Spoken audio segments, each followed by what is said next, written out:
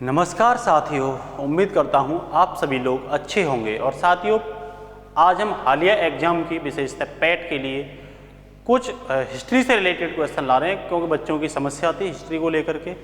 आज क्लास ज़्यादा बड़ी नहीं होगी, लेकिन आने वाले समय में हिस्ट्री के लगभग 100 से 150 क्वेश्चन एक ही क्लास में हुआ करेंगे। और हमारी कोशिश यही होगी कि आपका जो पेपर है हिस्ट्री वाला वो यहीं से पूरा हो जाए।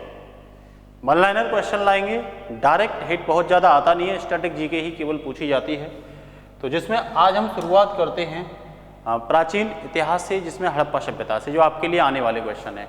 तो देखो, पहला जो कहा है उसने ये बोला है इतिहास का पिता किसे कहा जाता है। तो आपको याद रखना है हेरोडोटस को इतिहास का पिता कहा जाता है। किसे? हेरोडोटस को कहा जाता है। दूसरा, सिंधु सभ्यता प्रसिद्ध थी। सिंधु सभ्यता किस बात के लिए प्रसिद्ध थी? तो सुनियोजित शहरी व्यवस्था के लिए। आज इतने अच्छे शहर नहीं है, उस समय सिंधु घाटी सभ्यता में शहर विकसित थे। तो पूछे किसके लिए? तो ये एक शहरी सभ्यता थी, ग्रामीण सभ्यता नहीं थी, ये भी ध्यान रख लेना, ठीक है। सिंधु सभ्यता के लोगों का व्यवसाय क्या था? तो ध्यान रखना, कृषि व्यवसाय था। क्या था? कृषि व्यवसाय था। कृषि काफी उज्जवल थी और कृषि से जो भी कच्चा माल होता था वो सिंधु सभ्यता में, मेसोपोटामिया की सभ्यता में, बेबीलोन सभ्यता में, ठीक है ना, इन सब सभ्यताओं में करते थे व्यापार। सिंधु वासियों का मुख्य फसल क्या था? तो आपको याद रखना है जौ एवं गेहूं। जौ को वो यव कहते थे। क्या कहते थे? यव। ध्यान रखना, यव। ज्यादातर जो जौ था ना वो यज्ञ वगैरह में धार्मिक रूप से भी प्रयोग होता था जौ, ठीक है। उसके साथ गेहूं, गोधूमी कहते थे इसे।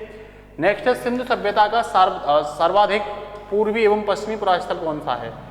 तो ये ध्यान रखना, सबसे पूर्व में जो सिंधु सभ्यता मिलती है वो आलमगीरपुर मेरठ उत्तर प्रदेश में मिलती है, सबसे पूर्व में, इससे आगे नहीं गई। उसके बाद पश्चिम में जो मिलती है वो सुतकागडोर बलूचिस्तान में। कहाँ पड़ता है ये?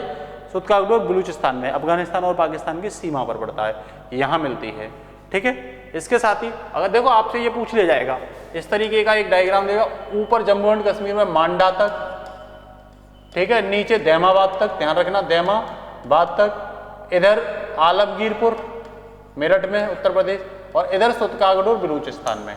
तो ये चारों डायरेक्शन मैंने आपको बताई दी हैं। इसके साथ ही सिंधु सभ्यता का उत्तरी एवं दक्षिणी पुरास्थल कौन सा है? तो उत्तर में मांडा, जो अखनूर भी कह सकते हो आप उसे, ठीक है ना, और दक्षिण में दैमाबाद, अहमदनगर महाराष्ट्र में पड़ता है ये। नेक्स्ट है साथियों, हड़प्पा सभ्यता के बारे में सबसे पहले जानकारी किसने दी थी? तो चार्ल्स मैनसन ने दी थी। किसने दी थी? चार्ल्स मैनसन ने। कब दी थी हड़प्पा सभ्यता के बारे में जानकारी? तो ये 1826 में दी थी। कब दी थी? 1826 में, ये याद रखोगे आप। मोहनजोदड़ो एवं हड़प्पा की पुरातात्विक खुदाई के प्रभारी कौन थे? तो सन जॉन मार्शल थे। जॉन मार्शल ये प्रभारी रहे हैं, इन्होंने, इनके अंडर में ही मोहनजोदड़ो और हड़प्पा, ठीक है ना, ये इसकी खुदाई की गई थी, ठीक है ना। हड़प्पा सभ्यता का सबसे विकसित अगर शहर आपसे पूछा जाए तो मोहनजोदड़ो सबसे विकसित था। हड़प्पा की सभ्यता कैसी थी? तो कांस्य युगीन, यहाँ पे कांसे का प्रयोग किया गया बड़े पैमाने पर, क्योंकि इससे पहले ताम्रपाषाण युग चल रहा था, तामा था, लेकिन फिर लोगों ने मिक्स करके कांसा बनाना स्टार्ट कर दिया, तो कांस्य युगीन सभ्यता बोलते हैं। सिंधु सभ्यता की लिपि क्या थी? तो भाव चित्रात्मक। कैसी? पिक्टोग्राफ, भाव चित्रात्मक।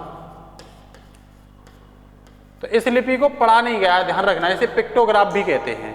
मिस्र के राजा कहलाते थे फराओ, इस नाम को याद रखना। क्या कहलाते थे? फराओ। ये केवल स्टैटिक आपके लिए बताया जा रहा है। खरोष्टी लिपि लिखी जाती है दाएं से बाएं। खरोष्टी के बारे में पूछे आपसे तो आप बताओगे दाएं से बाएं लिखी जाती है। नेक्स्ट क्वेश्चन है, स्वास्तिक चिन्ह किसकी देन है?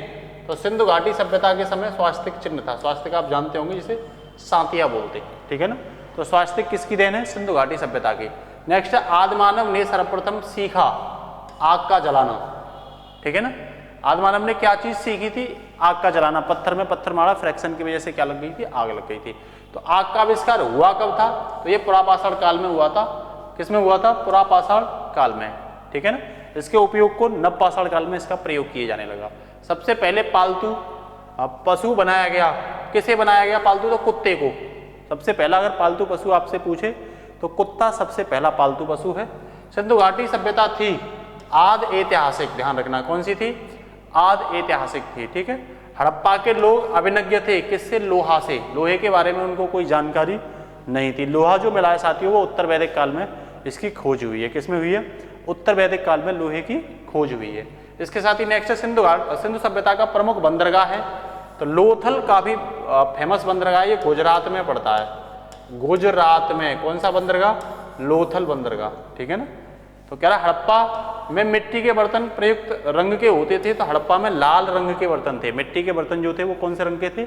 लाल रंग के थे। मृद भांड चावल के दाने मिले हैं, कहाँ से मिले हैं? तो ये लोथल से ही मिले हैं। मृद भांड और चावल के दाने लोथल से मिले हैं। नेक्स्ट है सिंधु सभ्यता का सर्वमान्य काल था, तो 2500 से लेकर के 1750 तक मानते हैं सिंधु सभ्यता को, ठीक है ना। 1750 से 1500 के बीच की कोई जानकारी नहीं है, और 1500 से 600 ईस्वी तक वैदिक काल मानते हैं, ठीक है ना। मोहनजोदाड़ो स्थित है, तो ये पाकिस्तान में है। वर्तमान में कहाँ है? पाकिस्तान में। काफी विकसित शहर था उस समय का। मोहनजोदाड़ो की खोज किसने की? तो राखलदास बनर्जी ने की थी वर्ष 1921 में। कब? 1921 में की थी, ठीक है, खुदाई करवाई थी। नर्तकी की कांस्य मूर्ति कहाँ मिली है? तो मोहनजोदाड़ो से मिली है। नाचती हुई एक महिला मिली है, कांस्य की मूर्ति है ये। सैंधव सभ्यता की सबसे बड़ी इमारत कौन सी है? तो ये मोहनजोदाड़ो से सबसे बड़ी इमारत मिली है अन्नागार। जब कभी महामारी या बाढ़ वगैरह आ जाती थी तो वो विषम परिस्थिति में अन्नागार काम आता था। तो ये देखो मैंने यहाँ 1921 लिखा है, कहीं 1921 से 1922 के करीब में ये खोज मानी जाती है। मोहनजोदाड़ो से प्राप्त प्रमुख स्मारक, तो ये भ्रत स्नागार है। कौन सा? भ्रत स्नागार, ये स्मारक के रूप में प्राप्त हुआ है। मेसोपोटामिया, आधुनिक नाम क्या है इसका? इराक। का अर्थ क्या है? दो नदियों के बीच की भूमि। दजला और फरात दो नदियां थीं, उनके बीच की भूमि को मेसोपोटामिया सभ्यता के नाम से भी जाना जाता है। नेक्स्ट क्वेश्चन है, हड़प्पा की खुदाई हुई थी किसके द्वारा? दयाराम साहनी के द्वारा। कब करवाई थी? वर्ष 1921 में। मोहनजोदाड़ो की राखलदास बनर्जी ने की थी। नेक्स्ट है सिंधु घाटी के लोग ने पूजा की, मातृ देवी की पूजा करते थे। मातृ सत्तात्मक समाज था, ये भी ध्यान रखना। पुराणों की संख्या कितनी है? तो गुप्त काल में पुराणों की संख्या 18। पुराणों की संख्या कितनी है? 18। विष्णु पुराण, मत्स्य पुराण, ये सब पुराण ही है, ठीक है ना। तो सबसे प्राचीन पुराण कौन सा है? मत्स्य पुराण, ध्यान रखना। सबसे प्राचीन पुराण मत्स्य पुराण है। पुराणों के रचयिता कौन है? तो लोमहर्ष एवं अग्रसभा, ये पुराणों के रचयिता हैं। वेदों में वेदांग की संख्या है 4 से, वेद की संख्या है 4 और वेदांग कितने हैं? 6, ध्यान रखना, ठीक है। वेदों की संख्या 4, ऋग्वेद, सामवेद, यजुर्वेद, अथर्ववेद, ये वेद हैं 4, ठीक है। उपनिषद की संख्या है तो 108। उपनिषद कितने हैं? 108। पुराणों का अध्ययन करने वाला प्रथम मुसलमान कौन था? तो अल बरूनी था। ऐसा मुसलमान पहला मुसलमान था जिसने पुराणों का क्या किया था? अध्ययन किया था।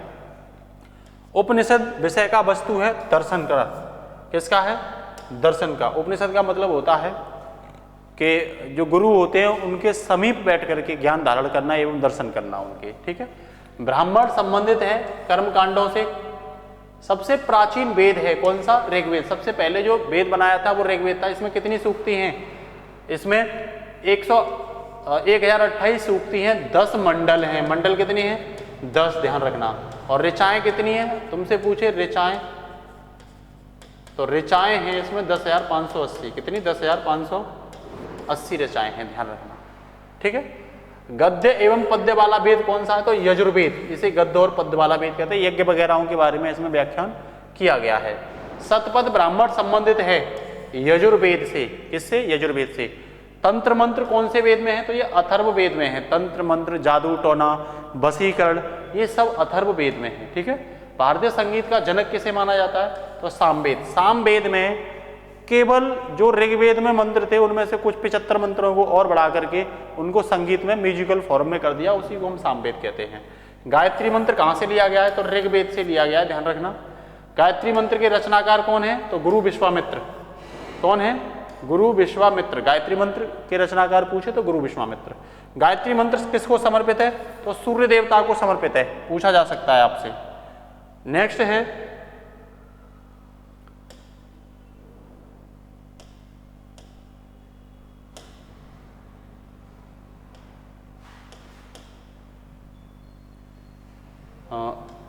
कुछ क्वेश्चन और थे, एक सेकंड साथियों, तो हम देख लेते हैं। यहाँ अगर नहीं है तो देखो यहाँ मिल जाएंगे। ये कहाँ मिल जाएंगे? यहाँ मिल जाएंगे आपको। अभी एक सेकंड, ये क्वेश्चन अभी निकल के आ रहे हैं आपके लिए। देखो ये और हैं 50 तक थे ये, ठीक है। 50 क्वेश्चन आज कराएंगे हम आपको। तो देखो इसके बाद के ये क्वेश्चन और हैं, ये और आप देख लीजिए, ये कुछ इंपोर्टेंट क्वेश्चन है आपके लिए। तो देखो ये इसमें है गोत्र शब्द मिलता है, गोत्र कहाँ से मिलता है? तो ये गोत्र अथर्ववेद से मिलता है, ध्यान रखना। भागवत धर्म के प्रवर्तक थे, कौन थे? कृष्ण। अब याद रखना, भागवत धर्म के प्रवर्तक कौन थे? कृष्ण थे। भक्ति आंदोलन का प्रारंभ किसने किया? तो अलवारों संतों ने किसका किया था? भक्ति आंदोलन का प्रारंभ किया था। किसने? अलवारों संतों ने। आर्यों के जानकारी का स्रोत किसमें मिलता है? तो ऋग्वेद में मिलता है। आर्य लगभग 1500 ईसा पूर्व में, बिफोर कॉमन ईरा में कहाँ से आए थे? मध्य एशिया से आए थे। कहाँ से आए थे? मध्य एशिया से आए थे। इससे आगे के हमारा जो पैटर्न रहेगा वो बिल्कुल शुरू से लेकर के और लास्ट तक, आज़ादी के बाद के भारत तक, हम आपको एक एक स्टैटिक फैक्ट देते रहेंगे। और हमारी उम्मीद है कि आपके पैट के एग्जाम में या अन्य जो एग्जाम आ रहे हैं इनमें यहीं से क्वेश्चन फंसेंगे। इतना ही। आप बस क्लास को ज़्यादा से ज़्यादा शेयर करते रहिए और क्लास का आनंद लेते रहिए। नमस्कार, जय हिंद साथियों।